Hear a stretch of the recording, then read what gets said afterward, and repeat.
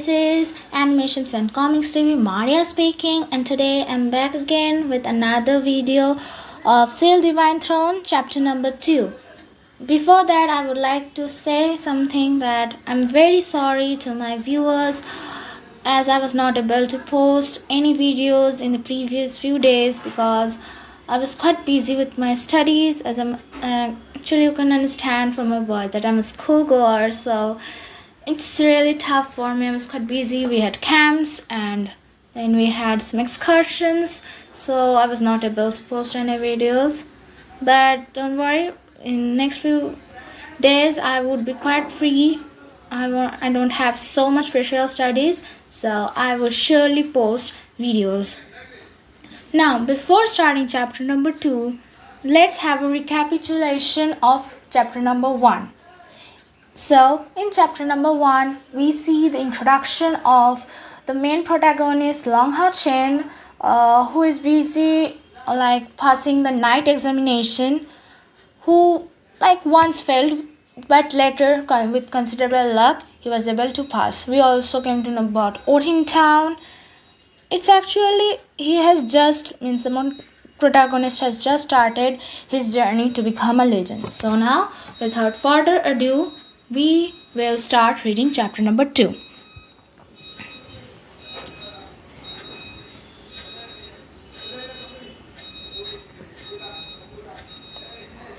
Teacher, please let him be evaluated once more. The one who said that was Yang Hu, the first one who passed the examination as well as the oldest in this group of children. Yes, instructor. Please give Hao Chen one more chance. Teacher, Hao Chen works very hard with such diligence. Please let him try again. At that moment, pleas for Long Hao Chen came from almost all the children. That was the result of his popularity. Add in that they were just a bunch of kids that did not have the notion of a benefit-based relationship, and it showed that they were merely being concerned for him and had no hidden purpose. Balza's voice rang out. Silence! Everyone in the hall, calm down. Balza said, Okay, I will give him a chance. But for this, to be fair, Long Hao Chen, you will first have to defeat Jiang Hu in a one-on-one duel. The same applies to anyone who failed. Those who can beat Jiang Hu within 3 days, starting from today, will be evaluated again. Long Hao Chen was overjoyed. He thanked his classmates before turning towards Balza. Thank you, teacher. Looking at the stunning boy with a bright face and a pure smile, even if Balza was a man, he couldn't help being startled.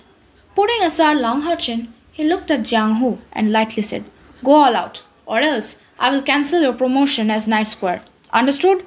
Yes, Jiang Hu agreed. As he pulled out a wooden sword from his back, all the other youths scattered away, creating an empty area. While holding the wooden sword, Jiang Hu performed a night salute to Long Hao Chen. Hao Chen, be careful. I will show no mercy. Long Hao Chen likewise saluted. Brother Jiang, please. Jiang Hu let out a sound as he took a step forward with his hands gripping his wooden sword, going straight towards Long Hao Chen and aiming for his left shoulder. Long Hao Chen appeared very calm, as if he was observing him in slow motion, until the wooden sword in Jiang Hu's hand split the distance between them in half. He didn't move. Then, at that instant, he swung his sword towards bottom of Jiang Hu's sword. With a quite duh sound, in a situation where Jiang Hu's spiritual energy was far greater than Long Hao Chen, Jiang Hu was unexpectedly the one being swung at. Seeing that blow, Balza's eyes flashed, showing his surprise. Jiang Hu was being swung at, but his reaction was quick. He rotated his body as he used the power of his waist to drive the force of his hand. The wooden sword in his hand circled once, cutting horizontally. Jiang Hu's adaptability was brilliant. At his age, the fact that he is able to have such a good level of mastery was pretty good. However, Long Hao Chen's answer was even more surprising. By the time Jiang Hu swung his sword, he had already advanced forward. The distance between the two was already pretty close. With a few steps, Long Hao Chen arrived at Jiang Hu's side as Jiang Hu rotated his body. How does he plan to attack? Doubt appeared in Balza's mind. The wooden swords were a meter long, and at such a close distance, Long Haochen would not be able to attack openly. But at that moment, Long Haochen unexpectedly launched an attack using the sword's hilt. As his body sunk downwards, simultaneously his sword's hilt went up, aiming right under Jiang Hu's rib. Although that attack from Long Haochen contained no force, Jiang Hu's body still became unsteady and was swept to the side of Long Haochen's wooden sword. Stop! Balza shouted. Balza's eyes flashed and he said in a heavy voice, Balance loss. Jiang Hu, you lost. If Long Haochen really did use his force, you would be lying down on the floor right now. Jiang Hu embarrassedly scratched his head. Haochen was so cunning. Long Haochen withdrew his sword, looking apologetically at Jiang Hu because he had difficulty standing firm. Balza nodded towards Long Haochen. You can try the assessment for a second time. Back in front of the wooden block, the look on Long Haochen's face changed, becoming more dignified and giving off an unusual feeling.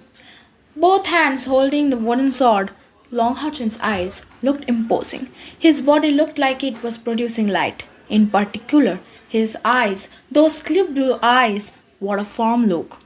Suddenly, Long Haochen turned back furiously. Taking hold of his wooden sword, he looked far more obsessed than his peers. Bang! The stone bead went up as Long Haochen was being repelled by the shock and took a step back. The wooden sword in his hands almost fell, and there was a trace of blood on his hands. Spiritual energy 11. You pass! Balza shouted with a shocked voice. Going from 9th spiritual energy level to the 11th sounded just like a little difference of 2 levels. However, in his previous assessment, he estimated that Long Haochen was already going all out. To produce such an increase meant that his potential had been stimulated to its limit. After a brief surprise, Balza came back to normal and letting Long Haochen go to the infirmary to bandage his wound. Then continued the next assessments. The assessments are finished. Those who failed don't come again tomorrow. Those who passed will be assigned to new instructors tomorrow. After receiving some elemental training liquid, you can go back. Now dismissed. The youths shouted in unison. Thank you, instructor. Long Haochen, you stay a little longer. Youths cheerfully left. At that age, whether they passed or not, they easily found joy and happiness. There were only 2 people left in Odin Town, Long Haochen and Balza. Haochen, tell me, why did you choose to attack that way during your duel against Jiang Hu? Balza asked seriously. Long Haochen replied without hesitation. Because my strength doesn't match big brother Jiang Hu's, so I could only look for his weaknesses. You taught us that when attacking, the strongest point is at the tip of the sword, and that the closer you get to the handle, the weaker the strength gets. Thus, at the time he attacked, I located his center of gravity on his waist and closed the distance between us. By aiming for his center of gravity, I prevented him from using his full power so that he had no way to continue his attack. Balsa's eyes were full of surprise. So, you were saying that all of this was accomplished through observation? He had never taught these kids combat because at their age, laying the foundation was more important than to spend time training. Okay, you can go home. Balza waved. He felt that the child had potential that the other children didn't have. Wearing that beautiful face and showing a moment of shyness, Long Haochen tentatively asked, Teacher, today's portion of elemental training liquid? Okay. Oh, go take it. Goodbye, teacher. Long Haochen happily left. As he watched from behind, as the boy's figure jumped away, Balza could not help revealing a smile on his face. This child, he's well behaved, works hard, and it looks like he had very promising talent for combat. He is a really rare good seed. Do you know how he managed to find the opponent's weak point so easily? At that point, a cool and bright melodious voice sounded around Balsa. Because that sound came so unexpectedly, Balsa was suddenly scared stiff. He didn't know when he had been there, but at Balsa's side was another middle aged person. He looked to be in his 30s, clad in a simple and plain robe, but he had a pair of eyes that were as bright as the stars. In the depth of those eyes appeared an ounce of disappointment, a radiance of memories, as well as feeling of pain that would be felt by others. So, this is where the chapter is ending. So meet you in my next video, and please stay tuned to my channel, like and subscribe if you like the